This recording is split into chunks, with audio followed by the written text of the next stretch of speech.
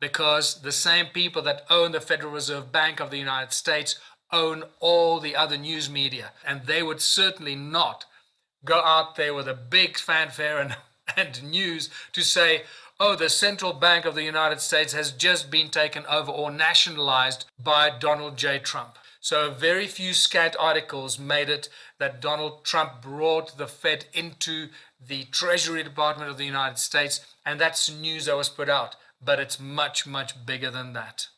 The biggest central bank on earth, the Federal Reserve Bank of the United States, is now out of the hands of the Rothschild family. It is in full control under Donald Trump and his new 2IC to run the Fed for the United States, Larry Fink. And what it does, it presents the whole world with an incredible opportunity to do the same. Every president, every leader of the world can do the same, to bring your central bank into the Treasury Department of your country and simply say, thank you very much, we know what to do from here. It's important to realize that those who control the flow of money and those who control the printing, the creation of money, not those who have money, that's got nothing to do with it. There are many rich people around the world, incredibly wealthy people, but they're not in control of the money. It's those who are in control of the money that run the world, with their secret organizations and so much more happening behind the scenes that ordinary people have no bloody idea about. But, so if you start following the money and you realize who controls the money, who's got the absolute right to print and distribute and create money out of thin air, then we realize where all the problems in the world are. And it's very difficult to figure out exactly when it happened because the media only responded a while later. I managed to find an interview that was done between Jerome Powell, the current chairman of the Fed, the Federal Reserve Bank of the United States, where he clearly states that Donald Trump now has full control of the Fed and can do pretty much anything he wants. What am I talking about? I'm talking about something that has not happened since the Mayer Amschel Rothschild banking empire was launched in the 1760s. And when the Rothschild empire basically exploded into the world, where he sent out his brothers and everybody, and the whole family went around Europe and they set up their banks in London, Paris, Frankfurt, Vienna, and Naples. Those are the first original Rothschild banks. And from there, they started to control the world. And over the next 100 years, they pretty much took control of the world. And they do that today, more so than ever before. Well, since the establishment of the Rothschild banking empire that runs the world today, many have tried, many countries, many presidents, many leaders, many individuals, many corporations have tried to topple and escape the Rothschild banking empire slavery system, because that's what it is. They capture all countries, all the leaders, into their global financial systems and entrap them and enslave them. You cannot escape it because they put in their puppet master leaders and they put in their puppet master armies and so forth, and they control countries, presidents, leaders, and anyone that stands up to confront them or to challenge them, they're removed. Since the 1760s, this family and the banking families of the world have tortured, abducted, silenced, bribed, and murdered anyone that stands up against them. Let me make this very, very clear. If you're in the financial industry, whether you're a banker, whether you're the CEO of a bank, whether you're a head of a financial institution, an accounting firm, you have no idea how the money system works unless you've gone and studied it. The problem we face is that most of us suffer from cognitive dissonance. And that cognitive dissonance prevents us from believing or digesting information that we get about the origins of money, how it's made, how it's controlled, who creates it, and how it runs the world. When you share information like this, you always get a lot of resistance, and mostly from people who don't really know. They think they know, but they don't know. The obstacles to receiving this kind of information are many, and most of them are really our own personal problems, and it's associated with intelligence. Very smart people think that they're too smart for the world to be pulled over their eyes, and they think they know how the world works. They think they know the money markets, especially people that work in the finance industry and investments and banking and accountants, and they all come from the same education. They all come from the same accounting and banking education, at the same lies and indoctrination has been programmed into the people that run and manage the financial institutions. So obviously their sense of reality is what they were told. Those are the rules what they work with, and that's what they understand. So they can't imagine anything outside of. They can't imagine that there's another game that's being played behind the screen that they're not aware of, about the creation and the control and the manipulation of money. They just know what they were taught at university, and then the structures and the systems that they were told to implement when they get their first job, and then they implement their structures very, very well, and they keep getting promoted higher and higher and higher up. And when they're very, very good at implementing the structures and the control systems, they eventually get appointed to be the CEO of a bank. So what I found out is that the CEOs of banks often have no idea and no clue about how banks work, how money is created, where it really comes from, who's in absolute control. And it's mind-boggling that that is the case. But once you realize how they've woven the banking families that run the world and the Rothschild banking empire, how they've woven the spell into the education system, it's just such a beautiful and easy thing to realize why they could succeed. So intelligence and education is often a problem, because we think that I've been educated, I got this degree or that degree, or I've worked in this and I've worked in that institution, I know how the money markets work. No, you don't, until you realize who the people are behind the creation of money, where it comes from, and how it was actually inserted into humanity some 6,000 years ago, and then fine-tuned some 270 years ago under Mayer Amschel Rothschild. The media obviously plays a very important role, because the media is also controlled by the same banking families, and every part of media, not all of it obviously, but most of the media, and that's what they use as their main spearhead of propaganda. It's repetition, repetition, repetition. Keep telling us the lie over and over and over again, and eventually people begin to believe the lies. Well, the entire global financial scheme is controlled by a small group of people, a very small number of people. It is a business. It's a global business that controls the world. Do you really think for 1 second that a global business of this size would not be controlled?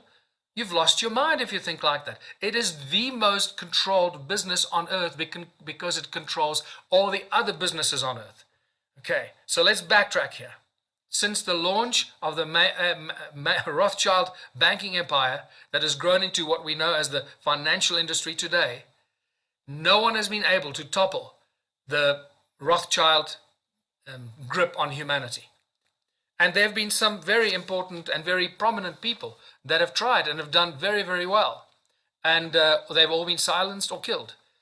President Jackson in the USA was a great example. Several attempts on his life were made. And then obviously President Lincoln, who challenged the whole banking industry, challenged the central banks in the USA with these greenbacks, and made America basically a debt-free country. Then we have obviously Archduke Franz Ferdinand from the Austro-Hungarian Empire, who was assassinated in Sarajevo, which sparked the First World War. We have Tsar Nikolai Romanov, who was taken out because he opposed the banking empire of Europe, and they took over Russia. And it was that whole Zionist banking Bolshevik plot that I fear is now invading the United States.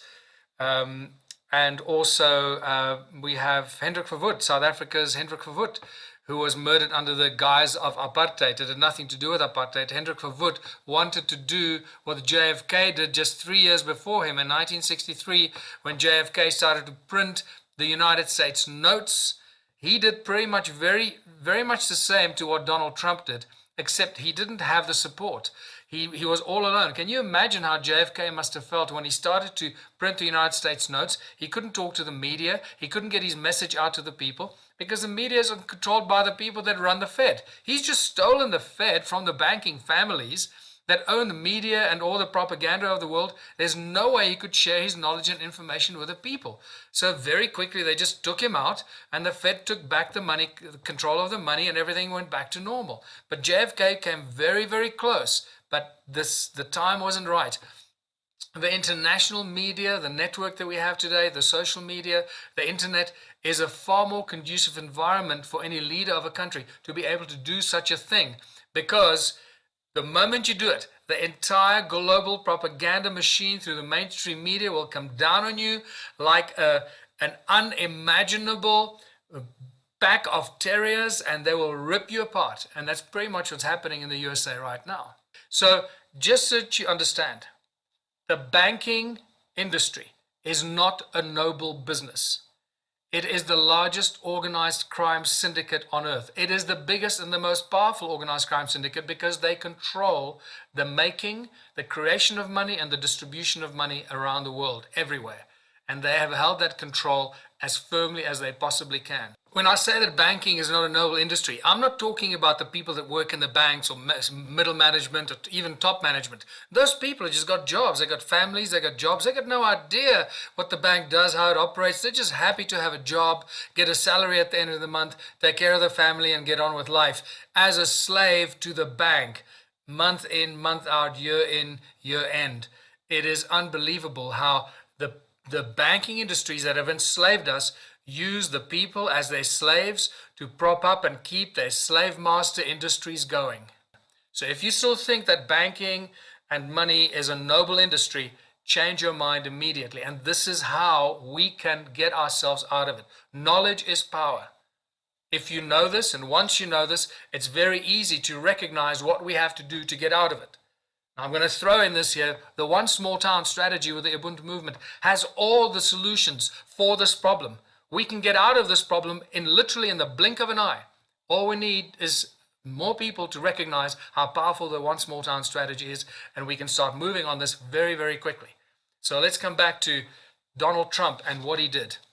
Donald J. Trump, the President of the United States right now, was the first individual that managed to outsmart the bankers.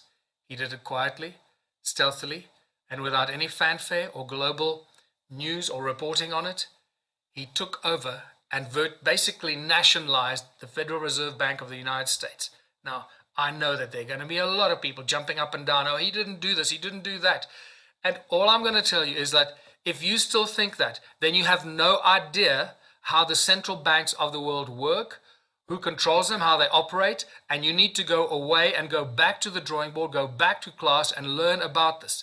Because if you don't realize what has happened here, then you've missed the point. Now, the question is, why has this gone unannounced? Why have the media not reported on this? This is a huge thing that for 270 years, the world has been fighting the Rothschild banking empire to get out of that slavery grip. It's because the mainstream media are also owned by the same people that own the Federal Reserve Bank. So how did Donald Trump manage to do that? Very easily.